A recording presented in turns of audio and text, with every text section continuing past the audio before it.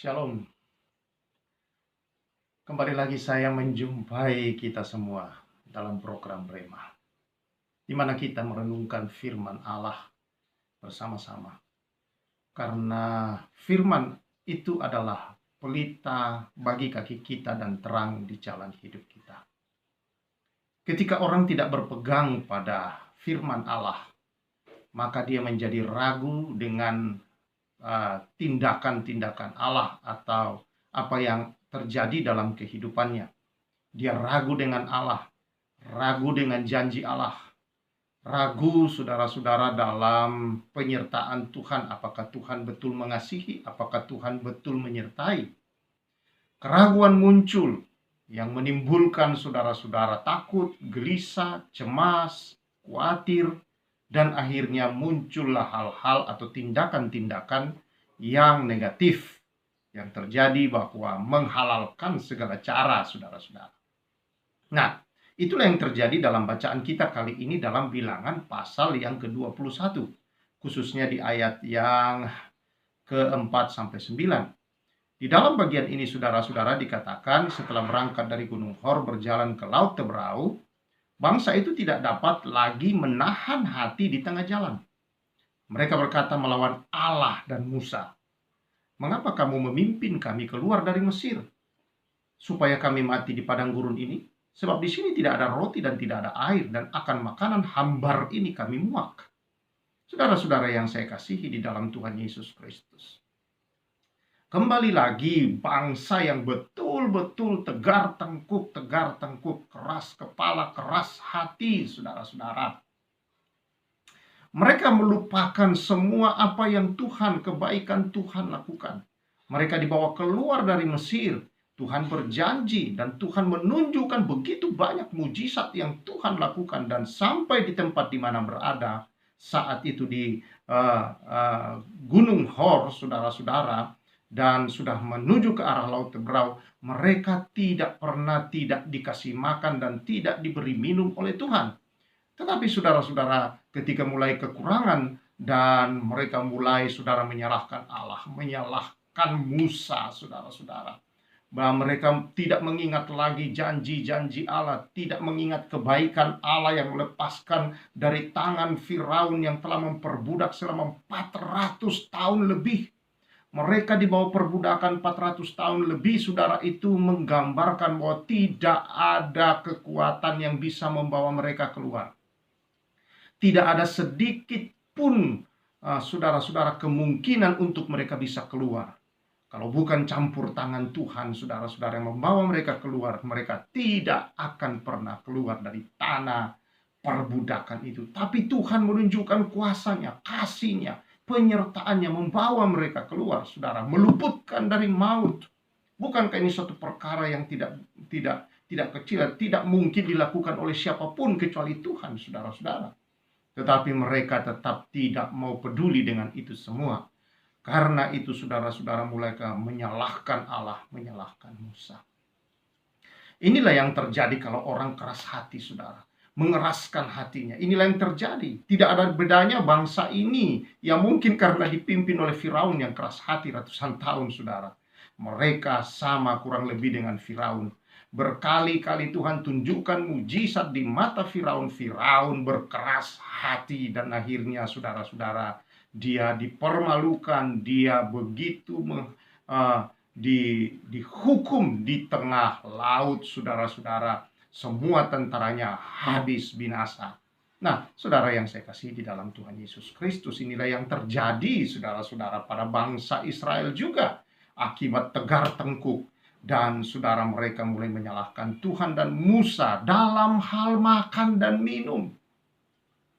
Berakibat bahwa Tuhan murka atas perkara itu dan membuat ular tedung, menyuruh ular tedung ke antara bangsa itu memagut sehingga banyak dari orang Israel yang harus mati, saudara-saudara. Mati oleh nafsu mereka, mati oleh bisa ular, saudara-saudara. Nah, inilah yang berbahaya, saudara, dalam kehidupan pengiringan Yesus juga. Rasul Paulus mewanti-wanti jemaat yang ada di Filipi. Filipi pasal 3 ayat 17 berkata begini, saudara-saudaraku, ikutilah teladanku dan perhatikanlah mereka yang hidup sama seperti kami yang menjadi teladanmu. Karena seperti yang telah kerap kali kukatakan kepadamu dan yang kunyatakan pula sekarang sambil menangis. Bayangkan saudara, dia tulis ini sambil nangis, bahwa banyak orang yang hidup sebagai seteru salib Kristus, melawan salib Kristus. Kesudahan mereka ialah kebinasaan. Tuhan mereka ialah perut mereka. Kemuliaan mereka ialah aib mereka. Pikiran mereka semata-mata tertuju kepada perkara duniawi. Rohani kelihatan, kata Rasul Paulus, berkarunia, kata Rasul Paulus, tapi lihat karakternya. Yang ada sebenarnya padanya hanyalah karena nafsu yang ada di dalamnya. Hanya perutnya yang dia pikirkan, hanya memikirkan dirinya sendiri, saudara-saudara. Ini yang disebut oleh Rasul Paulus, sebenarnya yang ditentang oleh Rasul Paulus dalam pasal yang ketiga ini. Kalau kita baca di ayat 2, dia berkata, hati-hatilah terhadap anjing-anjing. Hati-hatilah terhadap pekerja-pekerja yang jahat. Hati-hatilah terhadap penyunat-penyunat yang palsu. Adalah pelayan, saudara. Orang percaya, kelihatannya dia ada di dalam gereja, begitu aktif bisa melakukan sesuatu terhadap orang lain. Tetapi sesungguhnya yang menjadi Tuhan mereka adalah perut mereka, saudara-saudara. Ini berbahaya. Ini berbahaya dan akan kelihatan dari karakternya, buah di kehidupannya, saudara-saudara. Ya, dan ini Tuhan berkata, sepertinya rohani, tapi sebenarnya tidak, saudara-saudara. Sebenarnya tidak bertobat. Sebenarnya ini adalah dianggap tidak mengenal Tuhan. Itulah sebabnya dalam pasal 3 ini, Rasul Paulus rela meninggalkan apapun. Dia berkata, yang ku kehendakilah mengenal dia dan kuasa kebangkitannya dan persekutuan dalam penderitaannya, di mana aku menjadi serupa dengan dia dalam kematiannya. Ayat yang ke-10 pasal 3 dari Filipi ini, saudara. Jadi saudara yang saya kasih dalam Tuhan Yesus, yang menjadi persoalannya di situ adalah bahwa orang ini karena perutnya, lalu hidup rohani kelihatannya hanya untuk menjebak orang-orang, jemaat-jemaat di dalam gereja, dengan berbagai macam cara, menghalalkan cara, berutang sana sini, hanya mencari orang-orang tertentu untuk bisa dalam hal uang, dalam hal perut, dan bisa jatuh dalam hal tahta, harta, dan wanita. 3 hal ini sangat berkaitan, saudara. Nafsu itu, saudara-saudara, sebenarnya akan membawa dia kepada kehancuran. Dikatakan di sini, Tuhan mencap itu bahwa kesudahan mereka ialah kebinasaan. Kenapa? Padahal mereka rohani begitu baik, bagus. Oleh karena apa, saudara-saudara? Di balik itu semua, itu hanyalah topeng. Tetapi saudara-saudara, di dalamnya tidak pernah berubah, saudara-saudara. Dan sebenarnya dia tidak mengenal Allah. Kebinasaan akan ditemui orang-orang seperti ini kalau tidak segera bertobat. Ya. Nah, saudara yang saya kasihi, itulah juga yang terjadi di dalam bacaan kita tadi. Ya, kalau kita kembali kepada kitab Bilangan, saudara-saudara, Tuhan menyuruh ular tedung datang dan keluar kepada orang-orang yang seperti ini. Hanya menipu, saudara-saudara. Berkedok rohani, saudara-saudara. Pintar ngomong, pintar berdoa, pintar berkarunia, dan macam-macam, saudara-saudara. Dan bahkan pengikutnya selalu banyak. Banyak di Alkitab kalau kita mau buka juga, saudara-saudara. Ya, bahwa pengikutnya banyak, saudara. Ya, pengikut-pengikutnya banyak. Dan mereka-mereka itu, saudara-saudara, akan melakukan hal apa saja, menghancurkan segala sesuatu, ya, dengan kedok rohani. Hati-hati, mereka disebut oleh Alkitab, oleh Rasul Paulus, anjing-anjing, saudara-saudara. Saudara tahu anjing? Dia jilat, dia cium-cium tuannya. Bukan apa? Karena dia mengharapkan sesuatu. Bukan tulus betul-betul, saudara-saudara, mencium dan menjilat tuannya. Ya, jadi penjilat-penjilat seperti ini, saudara-saudara, berbahaya.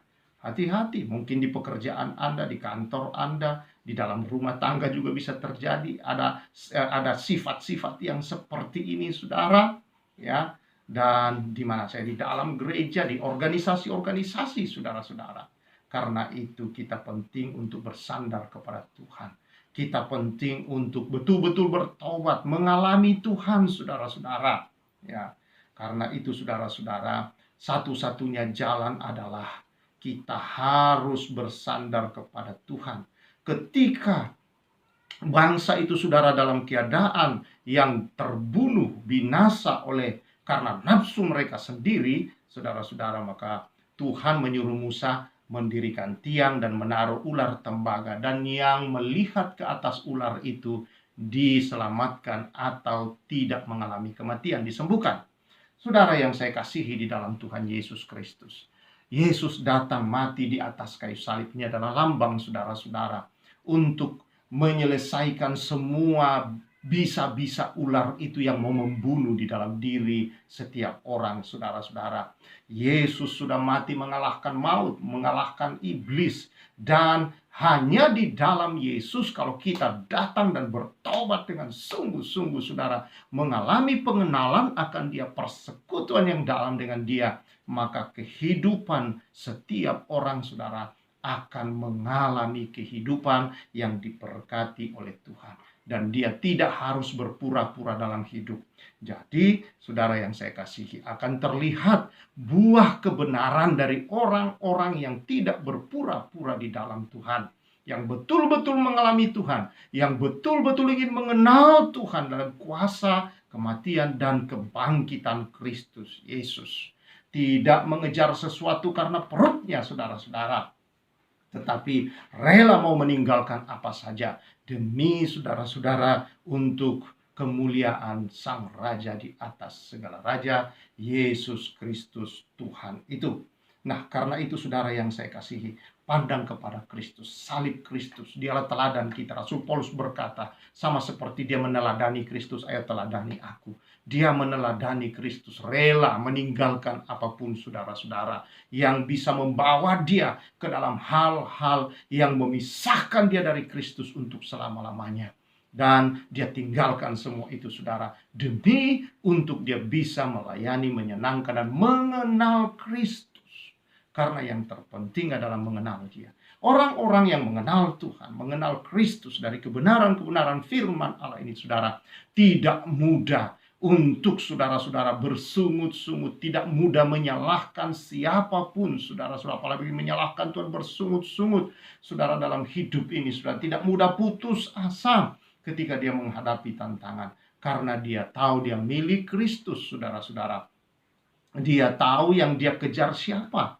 Ya, maka di dalam bacaan kita, kalau kita melihat seluruh pasal 3 Filipi itu, ada yang sangat penting di sana. Rasul Paulus berkata begini, saudara-saudara, bukan seolah-olah aku telah memperoleh hal ini atau telah sempurna, melainkan aku mengejarnya, kalau aku dapat juga menangkapnya, karena aku pun telah ditangkap oleh Kristus. Saudara-saudara, aku sendiri tidak menganggap bahwa aku telah menangkapnya, tetapi ini yang kulakukan. Aku melupakan apa yang telah di belakangku dan mengerahkan diri kepada apa yang di hadapanku, dan berlari-lari kepada tujuan untuk memperoleh hadiah, yaitu panggilan surgawi dari Allah dalam Kristus Yesus. Karena itu marilah kita yang sempurna berpikir demikian, dan jikalau lain pikiranmu tentang salah satu hal, hal itu akan dinyatakan Allah kepadamu. Jadi saudara, Rasul Paulus ada tujuan yang dia kejar, bukan perutnya, bukan masalah-masalah harta duniawi, saudara-saudara, tapi yang dia kejar adalah mengenal Kristus, saudara-saudara. Hal yang lain itu adalah hal yang dia tahu bahwa Tuhan akan mencukupkan di perjalanan hidupnya. Saudara yang saya kasih, mari dalam pengiringan kita kepada Kristus, dalam pengiringan kita kepada Tuhan, kita tidak dikuasai oleh nafsu. Kita sudah membaca di dalam bilangan dari pasal 11, saudara-saudara, bagaimana penghukuman terus datang atas bangsa Israel. Bagaimana karakter bangsa ini terus memberontak, dan terjadi begitu banyak bencana. Bukan karena apa? Karena kesalahan mereka sendiri. Dan bukankah setiap aturan, saudara, itu ada konsekuensi di baliknya itu setiap melanggar, saudara-saudara. Dan itulah yang akan terjadi pada orang-orang yang melanggar, saudara-saudara. Mereka akan menerima sendiri akibat daripada apa yang mereka langgar. Karena itu, mari kita bukan menjadi anjing-anjing, penjilat-penjilat, saudara-saudara. Tetapi kita adalah orang-orang yang betul-betul, saudara-saudara, dalam kehidupan kita ini mengalami Tuhan, mengalami Kristus, dan benar-benar kita asli, saudara, sebagai warga kerajaan surga. Ya, kesudahan kita bukanlah kebinasaan, tapi saudara, kita menjadi warga kerajaan surga. Ayat 20 dikatakan, karena kewargaan kita adalah di dalam surga, dan dari situ juga kita menantikan Tuhan Yesus Kristus sebagai juru selamat. Orang-orang yang memiliki kepastian akan keselamatan di dalam Kristus, dia tahu bahwa dia bukan hanya diselamatkan jiwa dan rohnya, saudara, tetapi hidupnya diselamatkan oleh Tuhan, sehingga dia tidak harus melakukan tindakan-tindakan yang melawan hukum-hukum Tuhan dalam hidup ini. Atau dia tidak perlu, saudara-saudara, untuk melakukan tindakan-tindakan yang hanya mengikuti keinginan nafsu dan keinginan duniawi yang ada. Dia lepas dari semua itu. Dia tahu anugerah Tuhan telah menyelesaikan, membebaskan dia dari semua itu. Mari kita buka topeng, saudara, bertobat sungguh-sungguh. Lalu kemudian, saudara, jangan jadi penjilat-penjilat, anjing-anjing atau penyunat-penyunat palsu. Berhati-hatilah jadi anak Tuhan, pelajari kebenaran firman Allah dengan sungguh, dan hasilkan buah-buah kebenaran dalam hidupmu. Hidup di dalam kasih Tuhan yang sesungguhnya. Alami dan kejarlah pengenalan akan Tuhan dalam hidup ini. Sayang, kenapa kekristenan saudara-saudara naik turun dalam kehidupan ini, saudara? Karena orang bukan mengejar pengenalan akan Allah, tetapi mengejar, saudara-saudara, akan hanya berkat-berkat Allah. Perutnya, saudara-saudara, sebenarnya yang jadi Tuhannya, lalu berkedok akan hal yang rohani. Kiranya Tuhan memberkati kita semua, dan kita lepas tidak menggunakan topeng, saudara. Puji Tuhan, biarlah kemuliaan hanya bagi Tuhan kita. Berkati umat-Mu, Tuhan. Melepaskan topeng-topeng itu dan tidak hidup di dalam kehidupan yang munafik, Tuhan. Tetapi, saudara, Tuhan, kami percaya saudara sudah diberkati oleh Tuhan, dan biarlah Tuhan hidup sebagai orang benar yang betul telah dibenarkan, dikuduskan, dan menjadi imam Allah dalam kehidupan, menjadi teladan bagi banyak orang. Demi nama Tuhan Yesus, berkat-Mu atas umat-Mu. Amin. Tuhan memberkati kita semua. Saya Pastor Samuel menyampaikan salam restorasi.